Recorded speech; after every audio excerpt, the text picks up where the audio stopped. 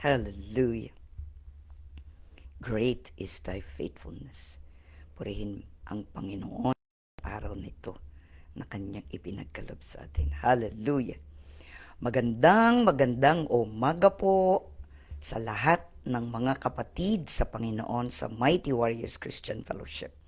Magandang umaga sa mga kapatid QICM na nasa Doha, Reyes Dizon Families na nasa Doha pa rin ng dati kong Kaalsad Group.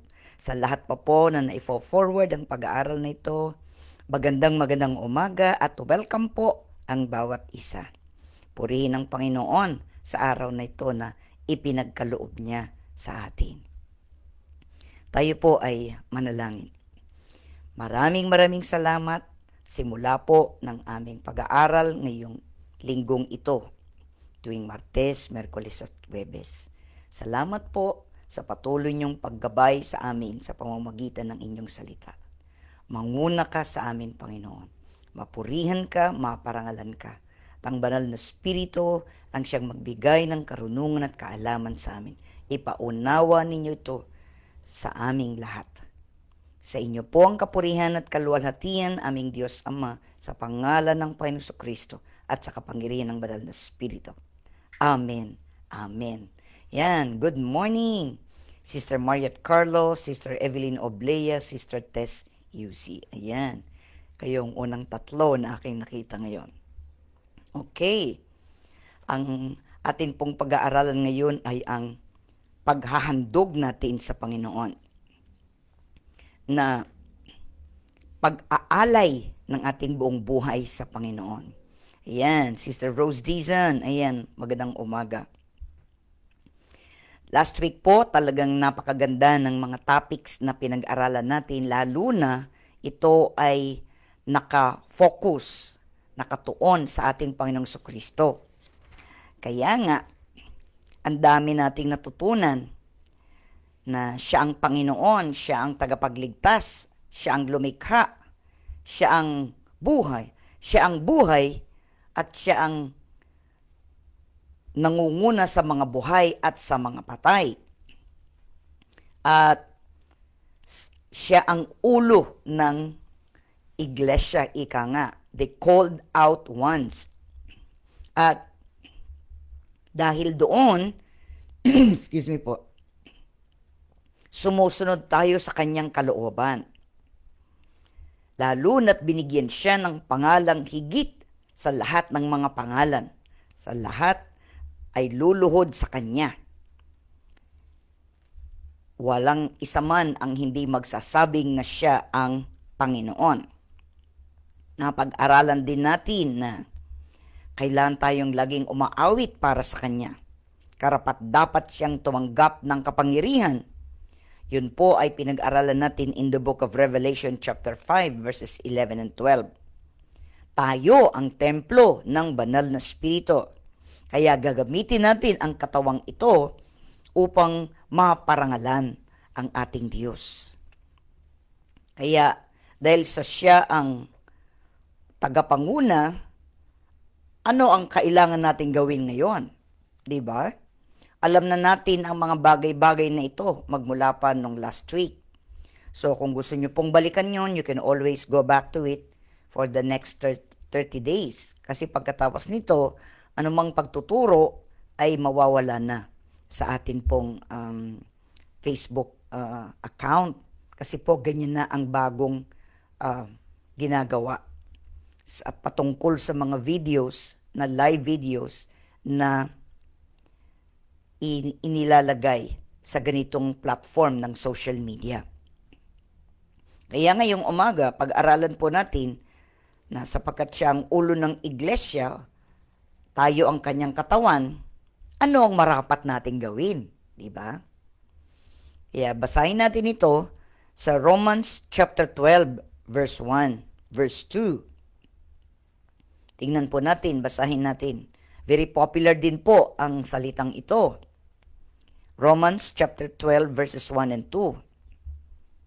Sa Tagalog, Roma, ikalabing dalawang kabanata, talatang 1 at 2. Romans 12 verses 1 and 2. Kaya nga, sabi. So, ibig sabihin, in conclusion, dito pong sa book ng Romans. Kaya nga, meron pa pong ibang mga talata na nakalagay dito. Ang sabi, mga kapatid, alang-alang sa masaganang habag ng Diyos sa atin, ako'y namamanhik sa inyo. Ialay ninyo ang inyong sarili bilang handog na buhay, banal at kalugod-lugod sa Kanya. Ito ang karapat-dapat na pagsamba ninyo sa Diyos. Huwag kayong umayon sa takbo ng mundong ito. Mag-iba na kayo at magbago ng isip upang mabatid ninyo ang kalooban ng Diyos, kung ano ang mabuti, nakalulugod sa Kanya, at talagang ganap.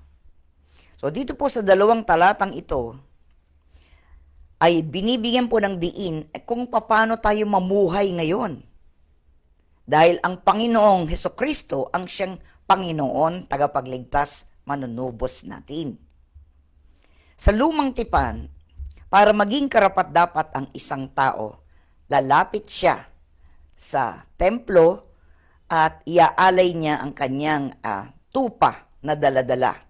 Para ang tupa ang siyang iaalay, i-offer.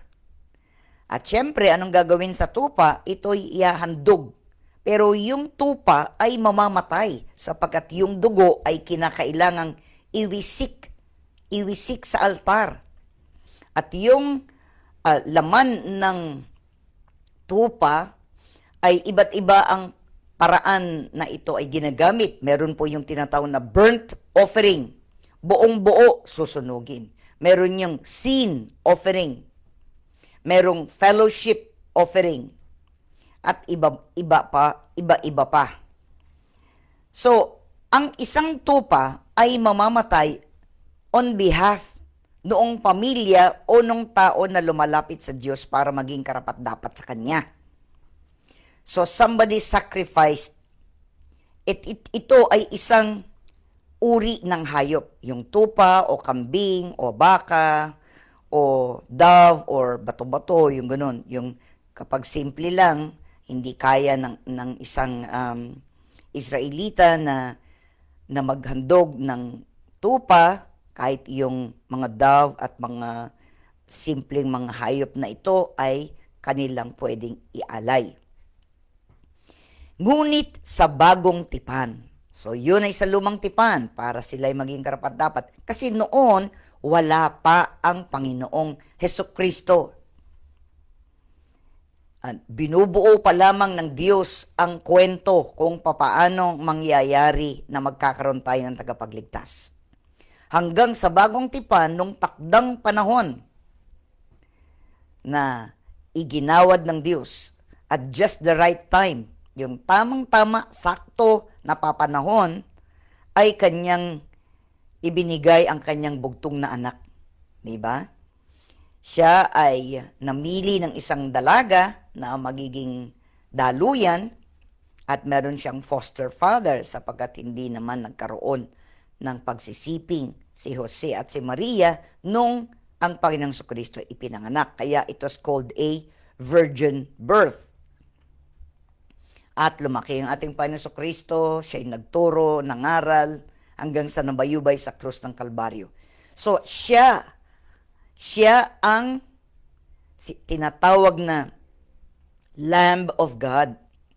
Siya yung handog na ibinigay ng Diyos Ama dito sa lupa.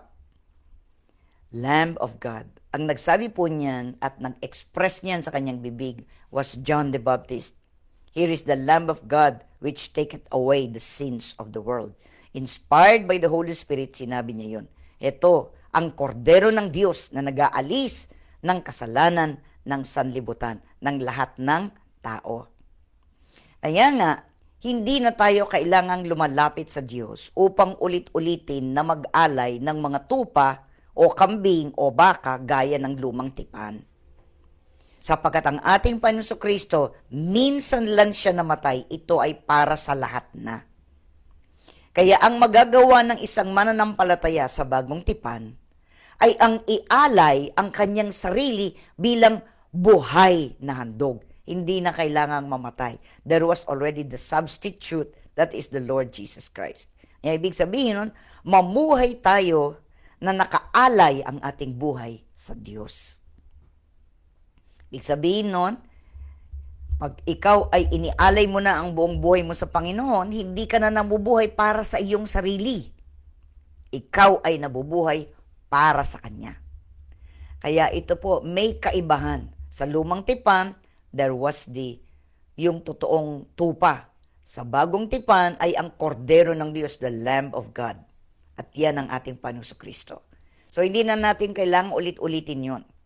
Kahit na yung mga ginagawa ng mga tao na sila ay sa tuwing Holy Week ay nagdadala ng krus at kung sinusundan daw nila ang ginagawa ng Panginoon Kristo. Alam niyo po, hindi natin matutulungan, hindi natin kayang tulungan ang ating Panginoon Kristo na magdala ng kanyang dinala para sa atin.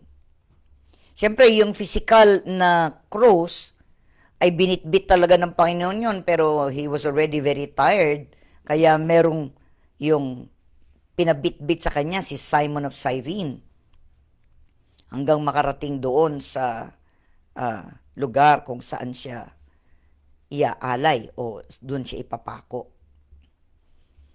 Kaya nga, siya ang namatay para tayo ay mabuhay.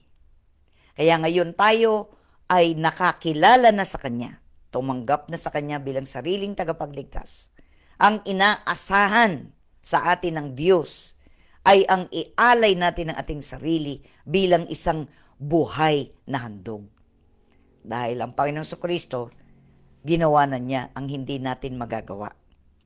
Live for Christ. Mamuhay tayo para kay Kristo. Meron pa rin mga tao nag-aalanganin. Alam niyo po ba yun? Merong ibang mga tao nag-aalanganin. Halimbawa, sasabihin na, hindi talaga nauunawaan ng Panginoon Jesus ang aking problema. Meron ba na hindi nauunawaan na problema ng ating Panginoon Kristo? Kung iisipin niyo po yun, merong maaaring sasabihin na, baka meron siyang ipapagawa sa akin, hindi ko kaya. Alam niyo po, anumang bagay na ipagagawa sa atin ng Panginoon, hindi naman niya tayo iiwan. Kasama natin siya. We will go through, ika nga. Pero hindi tayo nag-iisa. The Lord will always be with us. O kaya, sasabihin mo, baka yung ipapagawa sa akin ng Panginoon, hindi ako masisiyahan. Ay, nagkakamali po ang isang tao kapag sinabi niya yun. Kapag tayo ay sumusunod sa Panginoon, magiging masaya tayo. Tayo ng pinakamasayang tao sa buong mundo. May kapayapaan tayo kapag sumusunod tayo sa Kanya. Walang pagsala. Kahit na ano pang nangyayari sa nakapaikot sa atin, ang kapayapaan ng Diyos na di malirip ang Kanyang ibinibigay sa lahat ng mga tao na may pananampalataya sa Kanya. O kaya sasabihin mo, baka hahadlangan niya ako para mag-asawa. Alam niyo po, ang Panginoon ang nagbibigay ng ganap o perfect na mapapangasawa mo. When you ask it, humingi ka sa Kanya, Lord, sino, kung dalaga ka pa, o mga binata, dalaga at binata, magtanong ka sa Panginoon kung sino yung nararapat para sa iyo. Sapagkat kapag ibinigay ng Panginoon ang para sa iyo, wala kang mairereklamo. Wala kang mairereklamo. Masaya ka. You go through life with the man or the woman of your life. Magkakaanak kayo. They'll be able to grow up. Lalo na kung sila ay tuturuan nyo ng lahat ng mga sinasabi ng salita ng Diyos. Magkaroon muna tayo ng banal na pagkatakot sa Diyos at pagkatapos nun, ituro sa mga anak, ituro sa mga apo ang patungkol sa pananampalatayang meron tayo upang kapag sila'y handa na, sila man ay tumanggap sa Panginoon bilang sariling tagapagligtas. Kaya nga, hindi ka pipigilan ng Panginoon. Kung ano ang nais mo, kung talagang yan ang gusto mo, magiging matigas ang ulo mo, sa iyo yung consequences, ika nga. Magbabata ka, ika nga. Ibig sabihin nun, kapag dinesisyonan mo ang isang bagay na on your own, kung ano man ang magiging bunga nun, ikaw ang magtitiis. Kasi, dinesisyonan mo. Pero kapag ang Panginoon ang nagdidesisyon para sa iyo at itinatanong mo ng mabuti sa Kanya kung ano ang nararapat, sigurado tutulungan Kanya. Hindi naman sinabi na wala ka ng problema. Hindi naman sinabi hindi na tayo dadaan sa mga pagsubok. Nasusubukan nga tayo kung tayo'y tunay na mananampalataya. Diba? Pinag-aralan na natin yan. Para rin tayong nagsusulit kamukha ng mga estudyante sa eskwelahan. Para malaman ng teacher kung may naituro na nga siya at ang mga estudyante ay natututo, ay meron pagsusulit or examination. Diba? First grading, second grading, third grading, yung ganon. Meron pang araw-araw na quiz. Diba? Araw-araw. Kaya kung minsan, pag hindi ka nag-aral, bago ka pumasok sa eskwelahan, at kayo ay nagkaroon ng mga quizzes na tinatawag, naku, wala ka may susulat. Kasi hindi ka nag-aral. Diba? So, ganun din, nag-aaral tayo ng salita ng Diyos. Halimbawang tayo magsusulit, may maisasagot tayo. Meron tayong naging karanasan patungkol sa Panginoon. Kaya tayo ay binibigyan ng mga pagsubok, pagsusulit, ika nga sa espiritual na kalagayan. Halimbawa, sasabihin mo, aalisin ng Diyos ang kagalakan ko. Alam niyo po, yun ay isang kasinungalingang ibinibigay ng dyablo. Kapag ikay nasa Panginoon at sinusunod mo ang Panginoon, ikaw na, ika nga, ang pinakamasayang tao. Hindi mo na kailangan na ikaw binibili ng ganitong bagay, ganong bagay. Mayroong kapayapaan sa Panginoon at may kagalakan na hindi maibibigay ng anumang pera o kayamanan. Masarap kang matulog, hindi ka nag-aalala. Maraming mga bagay ang benefits na ibinibigay ng Panginoon kapag talagang ikaw ay mag-aalay ng iyong buong buhay sa Kanya. Hindi na ikaw ang magmamaneho, ika nga, ng sasakyan. Siya, ikaw ang pasahero. Siya ang nagmamaneho. Diba? Kumbaga sa sasakyan, siya ang driver ng buhay mo. He will drive you to the right road, sa tamang paglakad o sa tamang yung proseso ng buhay. Yan ay ibibigay niya. Kasi pinahintulutan mo na siya na manguna sa iyong buhay. Pero kung nag-i-insist ka pa rin, gaya nga ng nasabi ko, di yung consequences nun, yung magiging bunga ng yung mga desisyon, titiisin mo. Kasi nga, nagdesisyon ka na hindi mo ipinagkatiwala sa Diyos. Ngayon, maaari sabihin mo, baka sa maliit na bagay kaya akong tulungan ng Diyos, sa malaking bagay. Alam nyo, kahit gaano kaliit, kalaki, kalapad, kataas, kalalim, kalapad ng iyong problema, kaya kang tulungan. Kaya kang tulungan ng Panginoon. Wala kang maisusumbat sa Kanya sapagkat tama ang mga bagay na ibibigay niya sa iyo. Kapag ang Diyos ang nagbibigay ng solusyon, hindi ito nagdadala ng iba pang problema. Bakit anya? Siyempre, siya ang Diyos. Alam niya ang lahat ng bagay. Alam niya ang circumstansya. Alam niya ang nasa kanan, nasa kaliwa, nasa harap, nasa likod. Alam niya yung takdang panahon para sa iyo. Kaya kapag itinakda ng Diyos ito para sa iyo, magiging masaya ka. Wala nang magiging problema kapag ang Panginoon. Pero kung sarili mo, halimbawa, I'll give you an example. May utang ka, malapit nang mag-due yung utang mo. So, wala ka pang pera, hindi ka pa makabayad, sinisingil ka na. So, anong gagawin mo? Uutang ka uli. Uutang ka uli para bayaran mo yung naunang utang mo. Diba? So, anong nangyari? Nasolusyonan mo yung isa, pero may panibago kang problema. May utang ka na naman. Diba? Pero kapag Panginoon ang siyang nagbayad ng anumang problema natin, wala na itong kasamang panibagong problema o bitbitin sa ating buhay.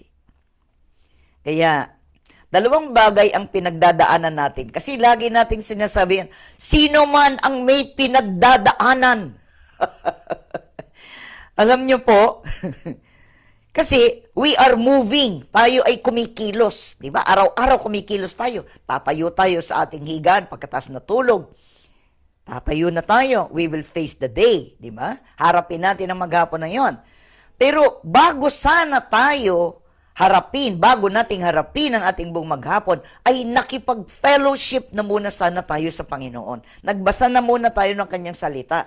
Tayo muna ay nagpadagdag ng kaalaman patungkol sa salita ng Diyos. Because man does not live by bread alone, but by every word that comes from the mouth of God. So ngayon, pagka ikaw ay inspirado na dahil sa salita ng Diyos, nakakain ka ng spiritual, kayang-kaya mo nang harapin ang iyong buong maghapon. Kaya, dumadaan ka. You walk, di ba? Para ikaw ay makarating sa isang lugar, sa ibang lugar, ay hindi ka namang gumagapang. Naglalakad ka, di ba? So, dumadaan ka lang. Pero wag naman sana nating binibigyan lagi ng diin na puro problema ang hinaharap natin. Nagkakaroon tayo ng mga buhol-buhol na problema kapag ito ay sarili nating desisyon. Pero kapag ang mga pinagdadaanan natin ay bunga ng ating pananampalataya at tayo ay pinatitibay ng Panginoon sa pananampalataya, yung pinagdadaanan natin yan ay hindi mabigat sa ating loob, kundi magaan nating dadalhin sapagkat kasama natin ang Panginoon na magdadala noon. Kaya kung minsan, lagi nating naririnig yun. Sino man ang mga pinagdadaanan, itabi nyo muna yan. Sana po, palitan na natin yung word na yun. Pati ako. Palitan na natin yun. Sapagkat, ang palagi sana nating sinasabi, we are more than conquerors in Christ Jesus. Higit tayong maging mananagumpay sa Panginoong Jesucristo. Hindi tayo magtatagumpay on our own and our own effort, but we will always win the battles of our lives when the Lord is with us. Kasi kung minsan, yung mga kahilingan natin sa Diyos ay tinatimingan pa niya. Hindi pa niya ibinibigay, pero in His time, ika nga, He makes all things beautiful in His time. Kaya kung matututo tayong maghihintay, darating din yan. So you never give up on prayer. Be persistent in your prayer kung kinakailangan. Sapagkat alam mo na ito ay merong magiging magandang bunga sa hinaharap. Kaya sa tuwing tayo nakikita bilang mananampalataya, hindi laging marami akong problema. Bakit mo laging dinideklarang marami kang problema? Anong dapat mong sabihin? I can do all things through Christ who strengthens me. Magagawa ko anumang bagay sapagkat si Kristo ang nagbibigay ng lakas sa akin para magampanan ko ito. Kaya nga kung minsan, ang mga problema dumarating kasi wini-welcome mo. Hindi naman ibig sabihin na, ayaw ko ng problema, huwag niyo akong bigyan ng problema. Definitely, we are not alone in this world. Di tayo nag-iisa. Kahit ikaw, napakaganda ng hangarin mo, pero yung ibang tao, hindi. Kaya kung minsan, nagkakaroon ka ng pagsubok. Pero yung sa sarili mo, kapag ikaw ay sumusunod sa Panginoon, definitely, the Lord will help you. Kaya yun nga ang sinasabi niya. Sinabi ng Diyos ito sa kanyang bayang Israel.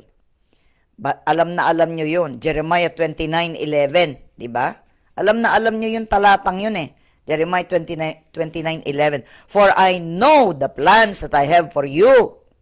Ikaw, ako. The Lord knows.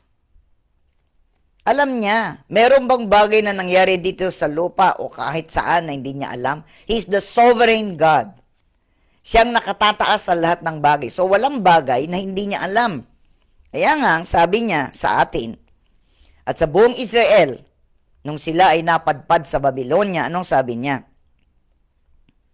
Ako lamang ang nakakaalam ng mga panukalang inihahanda ko para sa ikabubuti ninyo. At para dulutan kayo ng pag-asa sa hinaharap. So, ang Diyos ang nakakaalam ng lahat ng bagay. So, bakit ka pa magre-resist? Bakit aayawin mo? Bakit hindi mo tanggapin na meron siyang magandang plano para sa iyo? Sumunod ka at siguradong masusumpungan mo ang lahat ng kailangan mo. Higit pa ang ibinibigay niya. Hindi siya magkukulang kailan pa man.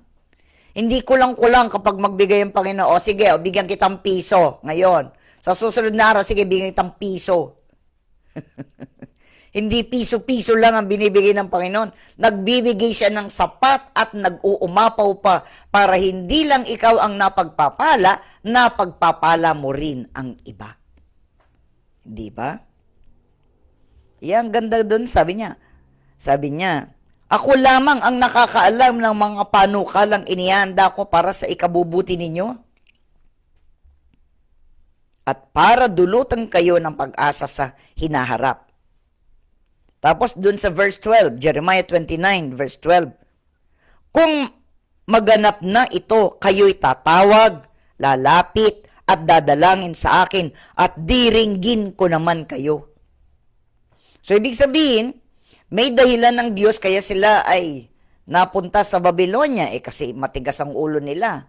Pagsamba ng Diyos-Diyosan, ayaw nilang sumunod sa Panginoon at sa kalooban niya. Sila ang bayan ng Diyos. So, bibigyan sila, tuturuan sila, magbibigay ng leksyon ng Panginoon sa kanila para matuto silang sumunod sa Diyos.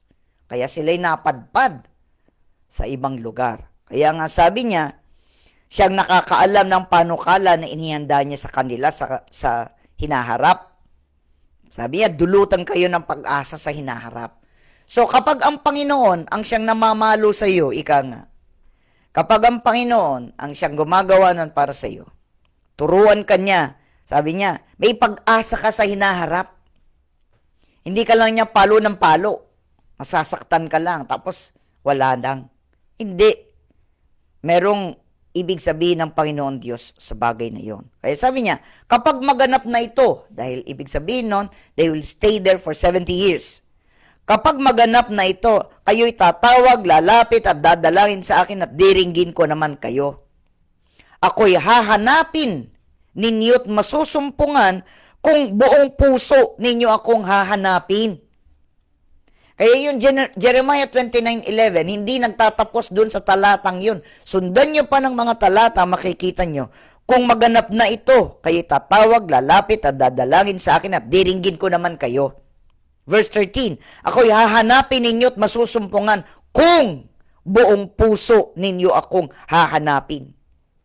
Verse 14, oo, ako'y matatagpuan ninyo, sabi ni Yahweh, at ibabalik ko ang inyong mga kayamanan. Titipunin ko kayo mula sa lahat ng bansa at puok na pinagdalhan sa inyo at ibabalik sa dakong minulan ninyo bago kayo nabihag. Ayun. So sabi niya, kahit na nagkalat-kalat kayo, matitipon ko kayo, maibabalik ko kayo doon. Kung saan kayo naalis, ibabalik ko kayo. Sabi ng Panginoon. Kaya nga, ganyan din sa atin. Kung minsan may mga pagkakataon na nagkakaroon tayo ng pagsubok. Kaya tayo nagkakaroon ng ganyang mga pagsubok ay dahil sa matigas ang ulo natin. Ayaw nating magpabawal. Gusto natin yung gusto natin. Ay hindi, Lord, itong gusto ko, pinipilit ko. O yun. Nakuha mo nga yung mga gusto mo, pero maraming pagsubok ang daraanan mo kasi matigas ang ulo mo. Katulad ng bansang Israel, sila ang number one nating halimbawa, lalo na sa lumang tipan. Kaya yung 29:11, kailangan basahin nyo pa yung ilang talata para maintindihan nyo kung ano sinasabi ni Lord. Sabi niya, pag natapos na yon, and you will pray to me, I will listen to you. Sabi niya, hahanapin ninyo ko't masusumpungan kung buong puso ninyo ko ang hahanapin. Yun ang sabi niya. Kung buong puso, yung bang, Lord, hindi na po ako magre-resist. Hindi na po ako magre-reklamo, hindi na ako mag-excuse. Gagawin ko na kung ano sinabi mo, gagawin ko. Yun ang gustong marinig ng Panginoon sa atin. Sabihin natin sa Kanya, Lord, kung anong gusto mo, yun ang gusto ko. Kung saan mo ako dadalhin, doon ako. Hindi na ako magre-reklamo o magsasabi, ay ayaw ko doon, ay ayaw ko yan, ay ayaw ko nito. Minsan dami-dami nating ayaw, pero yung gusto ng Panginoon, di natin nasusunod. Diba? Anyway, nag-aaral tayo. Hindi ako nagsesermon. Hindi ako nangangaral. Nag-aaral tayo. Kaya nga, ilagay natin sa ating kaisipan at damdamin na maging masunurin. Kahit na ano. Kahit na alin. Kahit na. Anong bahagi ng ating buhay. Masasabi, ay mahirap. Nahihirapan ka kasi ayaw mo. Pero kapag hindi ka nagrereklamo, magiging masaya ka na gawin mo yun. Kasi yun ang nararapat. Yun ang gusto ng Panginoon. Kaya nga, kung gusto natin talaga na maranasan natin ang Panginoon at maranasan natin na lahat ng biyaya niya, nagsisimula yun sa ating sariling desisyon na susunod tayo at ihandog natin ang ating sarili sa Kanya bilang buhay na handog. Hindi kailangan mamatay, kundi mabuhay tayo para sa Kanya. Kaya yun ang sabi ni Pablo, for me to live is Christ. Para sa akin, ang mabuhay ay kay Kristo. At may dinagdag pa siya, at kung mamatay ay pakinabang. Amen. Tayo po ay manalangin. Maraming salamat, Panginoon, sa pinag-aralan namin ngayong umagang ito. Maraming salamat sa paglilinaw mo sa amin ng mga kailangang bagay na aming iniisip at nadadama. Turuan mo kami ng tuloy-tuloy, Panginoon. Tulungan mo kami na maging masunurin sa inyo. Huwag kaming magsabing hindi, tsaka na lang, baka sakali. Kundi, we will make up our mind. Magdedesisyon kami na hindi kami tatalikod sa Panginoon. Susunod kami sa kalooban mo. Ikaw ang magiging Panginoon namin. Our Lord, tagasunod mo kami. Our Savior, tagapagligtas. Manunubos, our Redeemer. Kaya marami pong salamat, Panginoon. Napakabuti mo. Matyaga kang nagtuturo sa amin at nagtutuwid sa aming baluktot na paraan. Kaya maraming salamat po sa inyong paggabay. Maraming salamat, Banal na Espiritu. Hindi ka rin nagsasawa na kami ay paalalahanin, turuan, tulungan. Lahat ng mga iniwang mga salita ay pinatutupad mo. Sapagkat ikaw ang nagbibigay sa amin ng kakayanan na magampanan namin ito. Dahil sa biyaya, kami ay naligtas. At dahil sa biyaya mo rin, kami makapananagumpay. Maraming salamat po sa inyong kapurihan at kalwalhatian, aming Diyos Ama, sa pangalan ng aming Panginoong Jesucristo at sa kapangyarihan ng Banal na Espiritu. Amen. Amen. Offer your life as a living sacrifice for the Lord.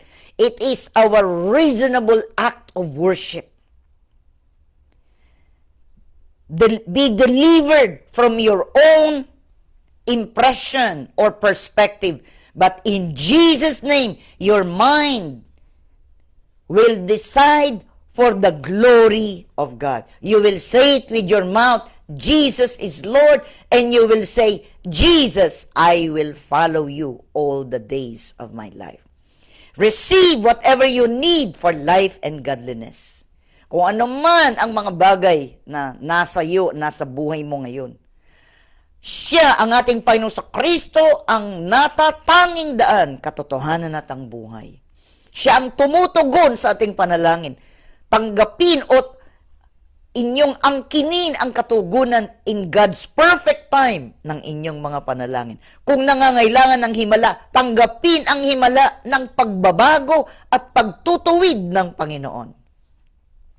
Kahit na ano ang kailangan mo, kapatid, the Lord will provide for all your needs in your spirit, in your soul, in your bodies. Be healed if you need healing in your body. Be healed in your emotions and in your mind. Be healed. There will be no scar anymore because Jesus was scarred so that we might be clean and we will be whole, nothing lacking.